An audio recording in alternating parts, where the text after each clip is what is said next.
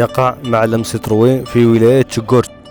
ولد هذا النصب سنة 1923 بعد انتهاء الرحلة من مدينة تشوغورت إلى مدينة تومبكتو بطلب من الفرنسي أندري ستروين المدير التنفيذي لشركة تصنيع السيارات نوع ستروين والتي تحمل اسم مصنعها، وبدأ عهد جديد في اختراق الصحاري الوعي تمهيدا لغزو الصحراء الجزائرية ورسم خارطة الطريق لبدء العملية العسكرية. ويحتوي المعلم على 6 وجوه، يحمل نقوش ترمز لاستعمار الشعوب الأفريقية والمسار والبلدان والمدن التي مرت بها الرحلة، التفاصيل الرقمية لبعد المسافات بالكيلومتر حتى يسهل للفرنسيين احتلال الصحراء وتمبكتو. وللأسف تم إعطاء الرحلة صيغة سياحية لممارسة الرياضة الميكانيكية وتجريب السيارات، لكن ظاهر هذه الرحلة ليس كباطنها، حيث أنها عملية استخباراتية بحتة دفع ثمنها الشعب الجزائري من خلال المعارك والإبادات والتجارب النووية.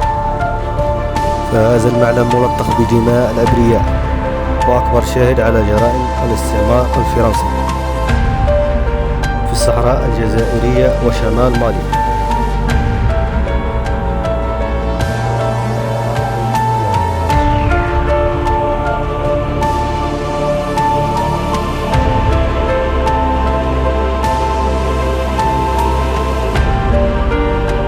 وإلى يومنا هذا ما زالت الشركة تحيي ذكرها وما زالت تصنع السيارات. وكان آخر عرض لآخر طراز لسيارتها سنة 2011 عند النصب الملطخ بدماء الشهداء الذي صممه النحات هنري بوشارد من خلال أعماله الفنية التي لخصت كل شيء، بدءا من الميدالية البرونزية التي تظهر العسكر والسيارة والجمل من الخلف والخريطة والبندقية ورجل الصحراء، وما هي إلا دليل دامغ على جرائم من سلبوا الأرض.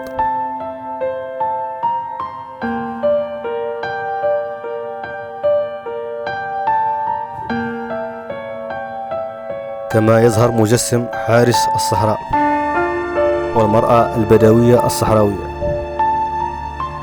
التي تحمل في كفيها الجمل والسيارة، تعلن فيها أن عهد الجمال قد أفل.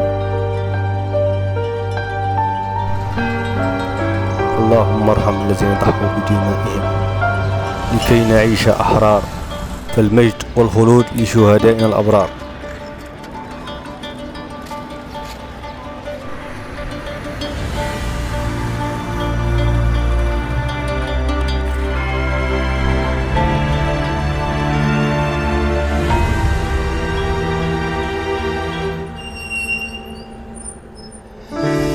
فهيا بنا لنسافر ونكتشف المجهول.